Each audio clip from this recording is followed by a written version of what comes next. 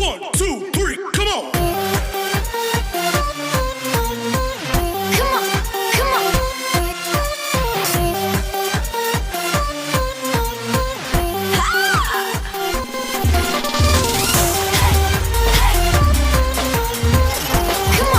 come on. Hai teman-teman, perkenalkan nama saya Christian Anugrah Saputra dari kelas 11 MIPA. Kali ini saya akan bahas sebuah fenomena dalam fisika. Sebelum saya memberitahu nama fenomena tersebut, saya ingin menanyakan sesuatu pada kalian. Coba bayangkan, ketika kalian di pinggir jalan, lalu ada ambulan lewat di depan kalian. Pertama, saat ambulan mendekati kalian, dan yang kedua, saat ambulan menjauhi kalian. Apakah kira-kira ada perbedaan? Nah, fenomena tersebut dinamakan dengan efek Doppler.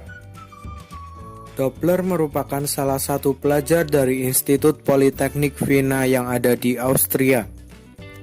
Awal mula penemuan efek Doppler ini adalah ketika beliau sedang studi di Institut Politeknik Wiener.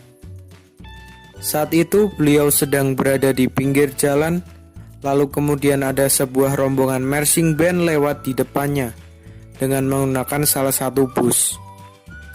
Dari sana Doppler berpikir ternyata ada perbedaan yang didengar.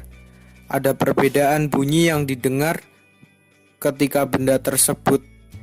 Sumber bunyi mendekati Doppler, lalu kemudian menjauhi Doppler.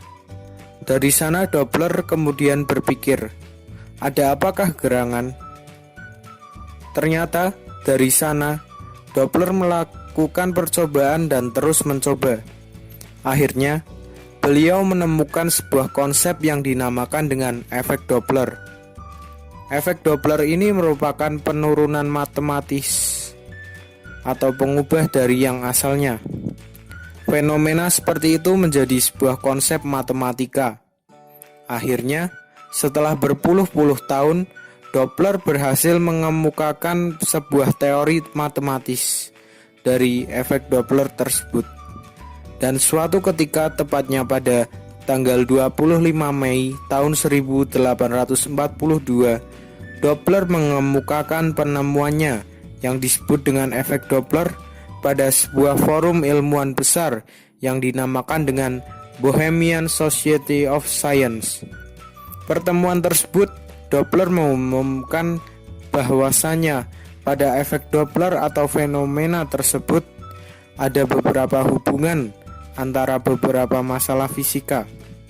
Pertama, frekuensi, kemudian yang kedua, kecepatan dari sumber atau pendengar, kemudian yang ketiga, panjang gelombang. Ketika sumber bunyi mendekat atau ketika sebuah ambulan mendekat kepada pendengar, yang terjadi adalah panjang gelombang tersebut semakin pendek. Akhirnya apa? Akhirnya hubungan antara panjang gelombang dengan frekuensi itu berbanding terbalik, sehingga frekuensinya semakin besar. Nah, lalu kemudian apa yang terjadi ketika sebuah bunyi tersebut menjauhi pendengar? Kebalikannya, yaitu panjang gelombang menyebar semakin besar. Akhirnya frekuensi yang didengar oleh pendengar semakin kecil. Dari penemuan tersebut, Doppler akhirnya menyimpulkan bahwasanya frekuensi pendengar itu sama dengan kecepatan bunyi gelombang plus minus kecepatan pendengar dikalikan frekuensi dari sumber dibagi kecepatan di udara plus minus kecepatan dari sumber.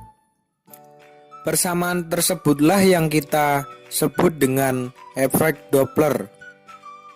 Lalu kemudian maksud dari tanda plus dan minus di kecepatan pendengar dan di kecepatan sumber. Ternyata plus dan minus di sini mengandung makna. Ketika pendengar mendekati sumber, maka akan bernilai plus kecepatan pendengarnya. Lalu kebalikannya, ketika pendengar menjauhi sumber, maka kecepatan pendengar bernilai minus. Sekarang kita berbicara terkait dengan kecepatan sumber.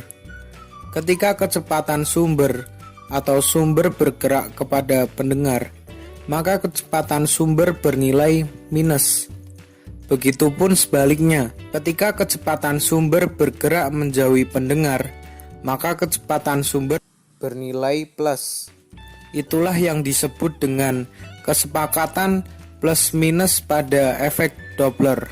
Nah, sekarang kita akan membahas tentang penerapan pada efek Doppler.